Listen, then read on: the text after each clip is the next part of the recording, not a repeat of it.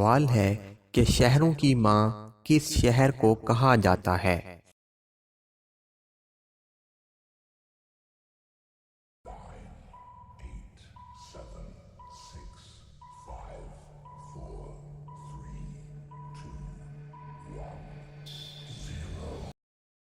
اس کا جواب ہے مکہ المکرمہ۔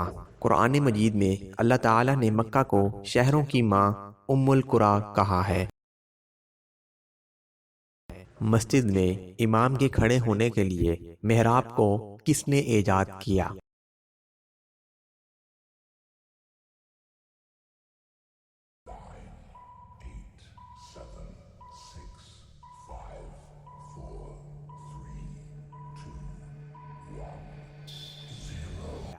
اس کا جواب ہے حضرت عمر بن عبدالعزیز رحمہ اللہ۔